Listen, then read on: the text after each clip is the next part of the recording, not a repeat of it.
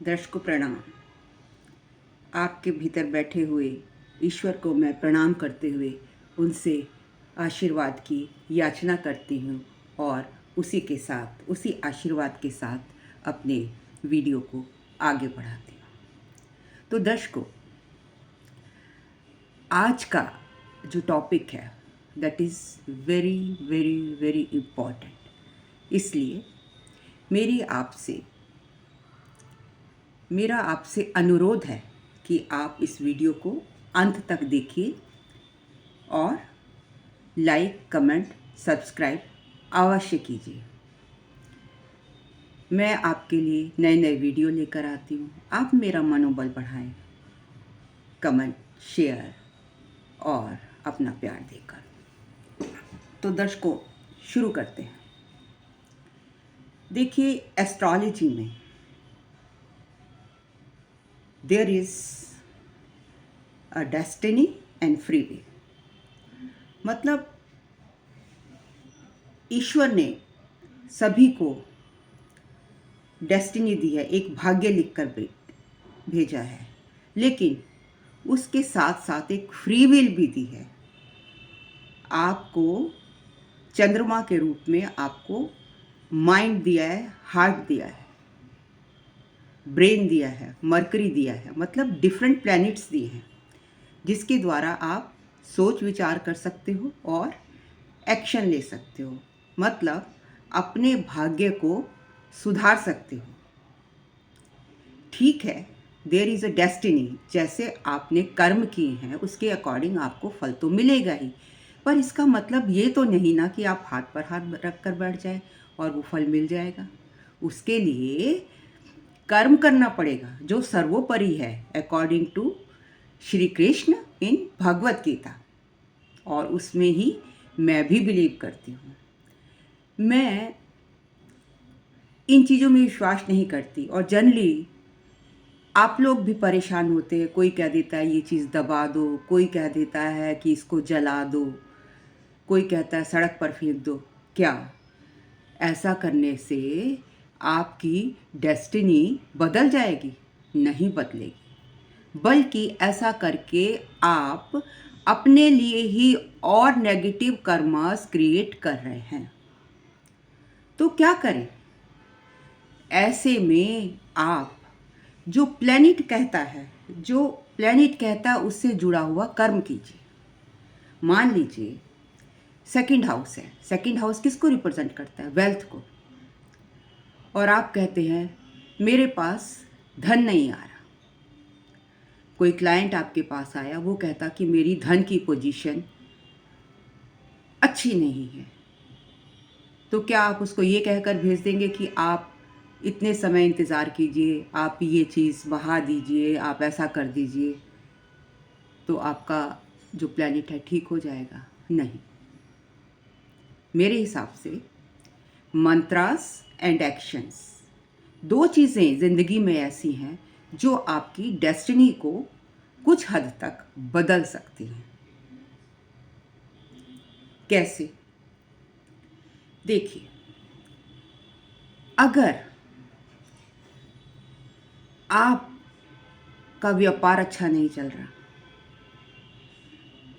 Downfall आ रहे हैं, क्योंकि चंद्रमा जब सेकंड हाउस में होता है तो चंद्रमा हर दिन बदलता है और 2.5 दिन के बाद, 2.25 दिन के बाद वो अपनी राशि बदल लेता है। फास्ट मूविंग प्लैनेट है। मून इन सेकंड हाउस मैं इससे नेक्स्ट वीडियो में डालूंगी, तो इसलिए प्लीज़ आप फॉलो कीजिए। लेकिन आज मैं जो बात कर रही हूँ, मैं इस बारे में बात कर रही हूँ कि अगर आपकी धन की स्थिति नीचे जा रही है, आपका ग्राफ नीचे जा रहा है और आप चाहते हैं कि स्थिति अच्छी हो जाए, तो देखिए हाथ पर हाथ रखकर बैठने से नहीं होगी।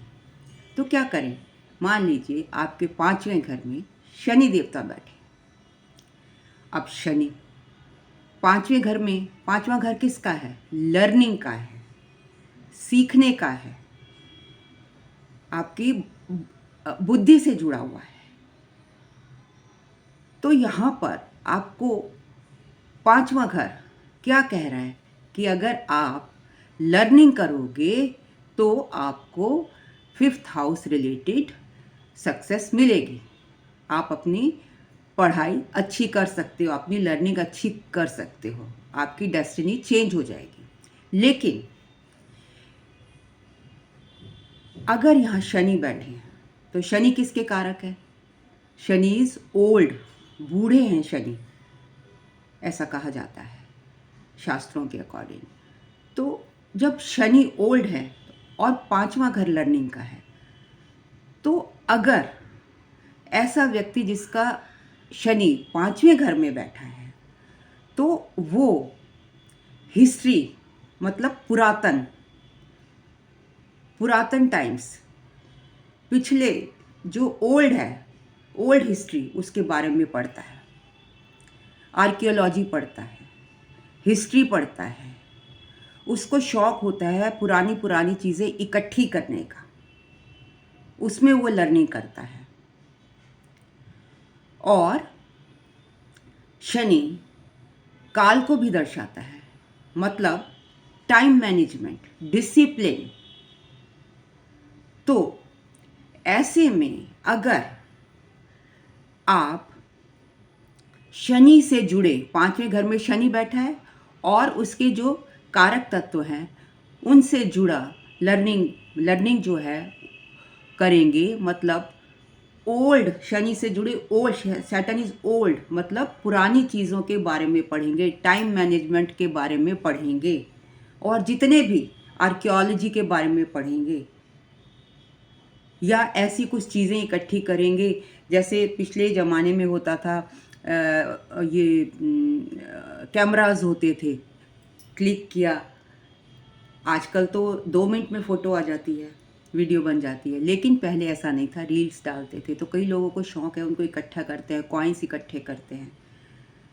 और इस तरीके की इकोनॉमिक्स, इन सब चीज़ों के बारे में अगर आप स्टडी करेंगे तो देखिए दृष्टियाँ बहुत इफ़ेक्ट डालती हैं। अगर आप किसी को पर दृष्टि डाल रहे हो तो उसका इफ़ेक्ट ज़रूर पड़ेगा ना। मैं आपको देख रही हूँ तो मेरी दृष्टि, कई लोग कहते हैं नज़र लग गई, और कई लोग कहते हैं कि ओह देखो कितने प्यार से देख रहा है, आपका दिल करता है उसको एम्ब्रेस करने का, प्यार करने का, रोमांस करने का। तो सेम उसी तरीके से जो शनि देवता हैं उनकी 10th दृष्टि इज़ वेरी इम्पॉर्टेंट, 3rd दृष्टि इज़ इम्पॉर्टेंट, तीसरी, 7वीं तो सभी की होती है, तीसरी और 10वीं। तो यहाँ पर आप देखिए कि अगर शनि 5वें घर में बैठे हैं तो उनकी 10वीं दृष्टि कहाँ पड़ेगी? उनकी 10वीं दृष्टि पड़ेगी वेल्थ हाउस पर। वेल्थ हाउस कौन सा है? 2nd house. तो ऐसे में अगर आप 5वें घर से जुड़ी लर्निंग करेंगे, शनि से जुड़ी लर्निंग करेंगे, तो आपके धन में वृद्धि होगी। शनि देवता आपको भर भर के धन देंगे। अब बात कर लेते हैं शनि की तीसरी दृष्टि के बारे में। देखिए, मान लीजिए 12वें घर में शनि बैठे हैं तो वहाँ से तीसरी दृष्टि शनि की कहाँ जा रही है? वेल्थ हाउस पर जा रही है, दूसरे घर पर जा रही है। और 12वें घर में शनि क्या रिप्रेजेंट करते हैं? Help, donation, charity. और वहाँ से ये 6th हाउस को भी देख रहे हैं 7वीं दृष्टि से। तो आपके जो सर्वेंट्स हैं वो शनि को, what is Shani? Shani is a servant. जब 12वें घर में बैठा है तो अगर आप शनि के कारक तत्व, मतलब जो सर्वेंट्स हैं, उनकी हेल्प करेंगे तो क्या होगा? आपका दूसरा घर एक्टिवेट हो जाएगा, आपके धन का घर एक्टिवेट हो जाएगा। तीसरी दृष्टि कहाँ पड़ रही है? धन के घर पर पड़ रही है। आप जो छोटे छोटे गिफ्ट्स अपने फ्रेंड्स को देते हैं उनको ज़रूरत नहीं है, दीजिए, मैं मना नहीं करती। लेकिन अगर आप चैरिटी करना चाहते हैं तो आपके घर में जो सर्वेंट्स आते हैं, आपके सोसाइटी में आसपास जो छोटे तबके के लोग हैं जिनको ज़रूरत है, उनकी आत्मा से उनकी आत्मा से जब आवाज़ किसकी, ब्लेसिंग की, आप किसी को मदद करते हैं तो उसको ब्लेसिंग मिलती है, उससे ब्लेसिंग, वो ब्लेसिंग देता है, ब्लेसिंग मिलती है, उसे खुशी होती है। मान लीजिए उसके बच्चे का जन्मदिन है, instead of giving gifts to some person who don't recognise it, जिसको इसकी ज़रूरत भी नहीं है, तो आप सर्वेंट्स को दीजिए, दे विल बी हैप्पी। और उनकी जो ज़रूरतमंद है, उनकी उनके जो आशीर्वाद है वो आपको लगेंगे। और उससे क्या होगा, आप उनको डोनेट करोगे, उनको हेल्प करोगे, तो क्या होगा, तो आपका second house of wealth will be activate हो जाएगा। धन आएगा आपके पास, अपार धन आएगा। और जो लोग अपमान करते हैं, इन लोगों का अपमान करते हैं, उनके धन में डाउनफॉल आ जाता है। देखिए, आपका समुद्र में से एक बूंद दे दी तो कुछ घटता नहीं है, समुद्र तो समुद्र ही है। आप उनके लिए समुद्र की तरह हो, और उनको जो आप देते हो वो बूंद भी उनके लिए समुद्र बन जाती है, राइट। ये तो हो गई शनि की दृष्टियाँ। अब बात कर लेते हैं छठा घर। छठा घर किस चीज़ का है? छठा घर सेवा से जुड़ा हुआ है। देखिए, छठे घर में और भी बहुत उसकी सिग्निफिकेशंस हैं, कारक तत्व हैं, लेकिन हम क्योंकि वेल्थ से जुड़ा हुआ, वेल्थ की बात कर रहे हैं, तो इसलिए हम सेवा की बात कर रहे हैं। मतलब जो छठे घर में बृहस्पति है, वो किसका, धर्म का कारक है, रिलीजन का कारक है, और वो दूसरे को मदद का कारक है। वो मदद करता है, वो सेवा करता है। तो आपने देखा होगा कि लोग गुरुद्वारा, आप कहेंगे कि हमारे पास तो इतना पैसा नहीं है कि हम दूसरे की इतनी मदद करें। तो देखिए, आपको ज़रूरी नहीं है आप धन से मदद करें। आप देखेंगे जितने भी रिलीजियस प्लेसेस हैं, वहाँ पर सिख लोग जाकर गुरुद्वारे में लंगर में कितनी मदद करते हैं। कोई रिलीजियस एक्टिविटी चल रही हो, वहाँ पर हेल्प करते हैं। मंदिर की सफाई, मॉस्क की सफाई, कुछ भी इस टाइप का आप कर सकते हैं। तो ये सेवा है बड़े बूढ़ों की, जो एल्डरली पीपल है। जुपिटर वैसे भी एल्डरली लोगों को दर्शाता है, शनि भी एल्डरली लोगों को दर्शाता है। तो आप अपने से बड़ों की रिस्पेक्ट कीजिए, उनकी सेवा कीजिए, उनसे पूछिए कि आपको क्या चाहिए, उनका दिल खुश कर दीजिए, उनकी सेवा कीजिए। और जब आप उनकी सेवा करेंगे, या 6th हाउस डिजीज़ेस का भी है, तो आप ऐसे बच्चों को जो बीमार हैं, जिनको मेडिसिन चाहिए, ये भी एक सेवा है, आप उनको मेडिसिन दिला सकते हो। हॉस्पिटल में जाकर मदद कर सकते हो। मदद कैसे, मतलब you can give medicine, donate कर सकते हो। अनाथालय में, या लेप्रोसी जहाँ पर के पेशेंट होते हैं। मतलब कहने का मतलब है कि आपने हेल्प करनी है, किसी भी टाइप की सेवा देनी है। तो जब आप सेवा देंगे, छठे घर से बृहस्पति की 9वीं दृष्टि, वैसे भी बृहस्पति की 9वीं दृष्टि is very very auspicious and important. ये सेकंड हाउस पर पड़ेगी तो क्या होगा, आपकी वेल्थ में इजाफा होगा, इंक्रीज इन वेल्थ। मतलब कोई भी क्लाइंट आया है, आप उसको बजाय ये कहने की कि इस दशा का इंतज़ार करो, इस समय का इंतज़ार करो, उसके कर्मों में, कर्म ही रेमेडी है। हम लोग कर्मों की बात करते हैं।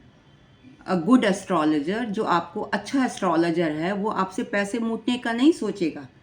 हम भी बता सकते हैं आप ये कर लो, ये कर लो, लेकिन अगर आप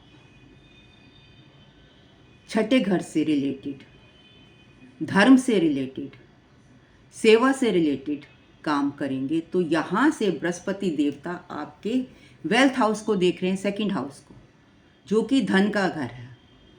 और जब कोई किसी की दृष्टि किस पर पड़ती है, मैं जैसे आपको देख रही हूँ, स्माइल कर रही हूँ, मुस्कुरा रही हूँ, तो आपके घर की तरफ कोई देख कर मुस्कुरा दे तो क्या होगा, वहाँ फूल खिल जाएगा, तो वहाँ पे धन की बम्बारमेंट हो जाएगी।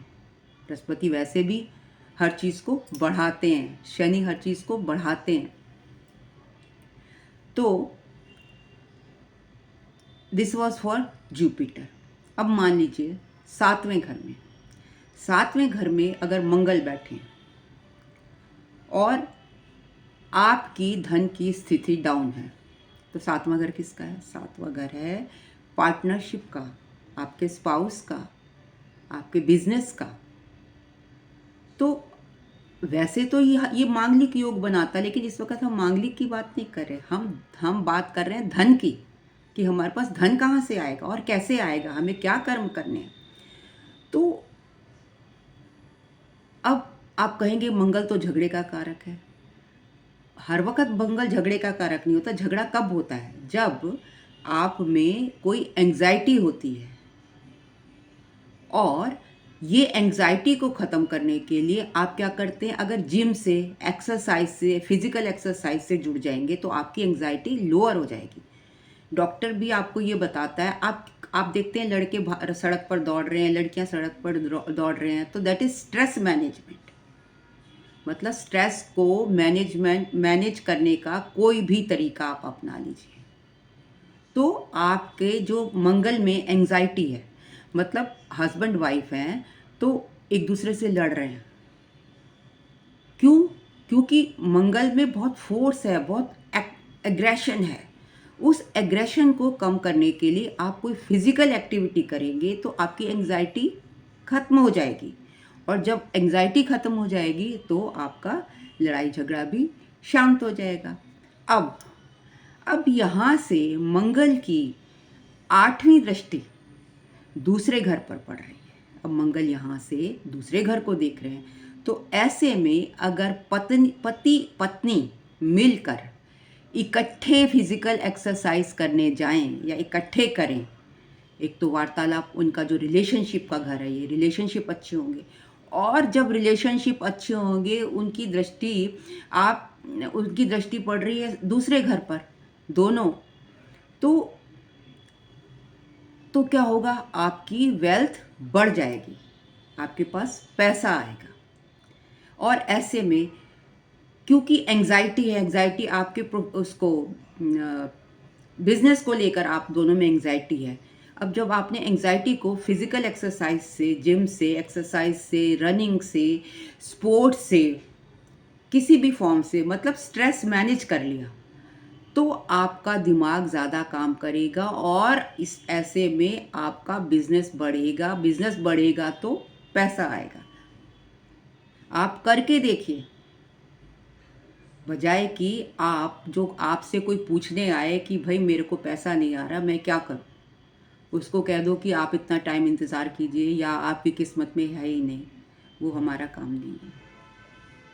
अब आठवां घर किसका है? ऑकल्ट साइंस का है, एस्ट्रोलॉजी का है।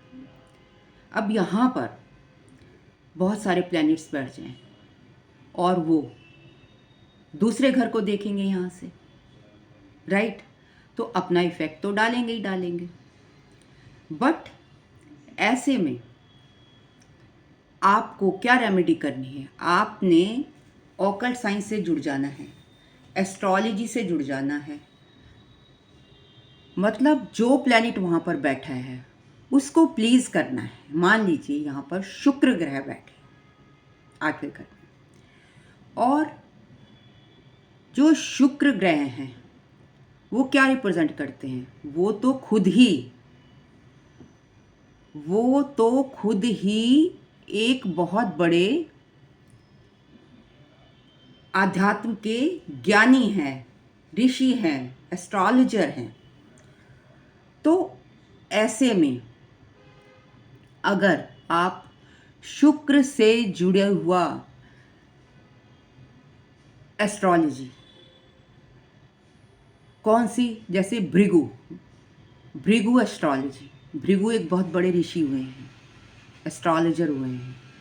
तो अगर भृगु एस्ट्रोलॉजी को पढ़ेंगे तो आपका सेकंड हाउस एक्टिवेट हो जाएगा, धन का हाउस एक्टिवेट हो जाएगा and you will get lot of money.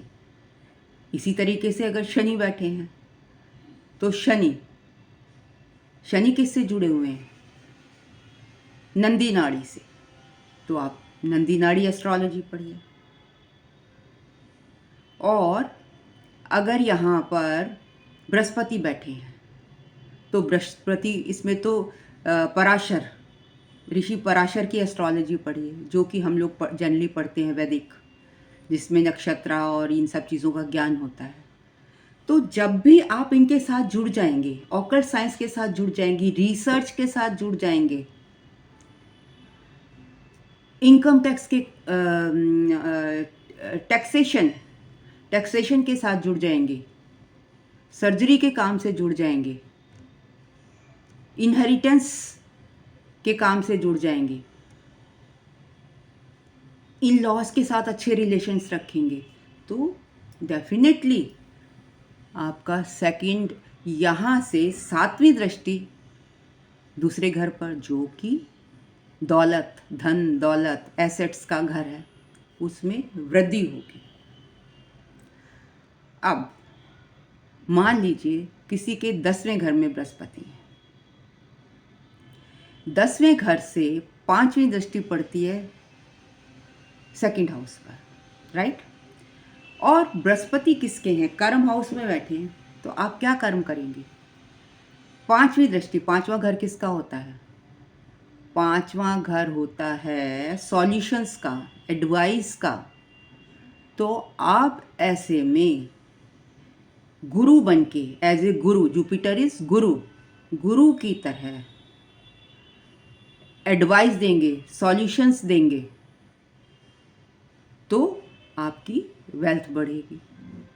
अब अगर मान लो आपका कर्म एस्ट्रोलॉजी का है और आप किसी से फीस नहीं ले रहे, आपने सॉल्यूशन दे दिया, आपने ज्ञान दे दिया, उसको बांट दिया, लोगों को कन्विंस कर दिया, तो क्या होगा? तो ऐसे में धन की वृद्धि हो जाएगी, आपको धन किसी भी सोर्स से आ जाएगा। भाई मान लो मैंने आपकी कंसल्टेशन के पैसे नहीं दिए, लेकिन जब मैं आपका उपाय करने से मुझे लाभ हुआ, तो मेरा मन क्या कहेगा? मेरा मन कहेगा नहीं, ये जो 1 करोड़ रुपया मुझे मिला है, तो इसमें से कम 10,000 15,000 तो मेरा बनता ही है, आपका बनता ही है। तो आप खुद ब खुद बिना मांगे ही आपको धन मिल जाएगा, धन की वृद्धि हो जाएगी। तो इसी तरीके से आप अपनी ज़िंदगी के कर्मास को ग्रह और घर के अकॉर्डिंग एक्टिवेट कर लीजिए। तो जिस घर को वो देख रहा है, या उस ग्रह की जो डिमांड है, आप उसको पूरा कर दीजिए। तो by free will your destiny will change. This is Karma and destiny. और इस तरीके से आप आपके धन में रात दिन इजाफा होगा। कभी भी किसी क्लाइंट को वापस मत भेजिए ये कहकर कि आपकी दशा अच्छी नहीं है, क्योंकि वो तो कोई भी खुशी में आपके पास नहीं आएगा। ये था मेरा एनालिसिस दर्शकों। अगर आपको पसंद आया हो तो प्लीज़ लाइक, कमेंट, शेयर कीजिए। This is also called Karma alignment. मतलब कर्मा अलाइनमेंट का मतलब ही ये है कि आप ग्रह के अकॉर्डिंग अपने कर्मों को अलाइन कर लीजिए। Thank you for listening me so patiently, and in case of consultation you can ask me at snakekapoor1812@gmail.com.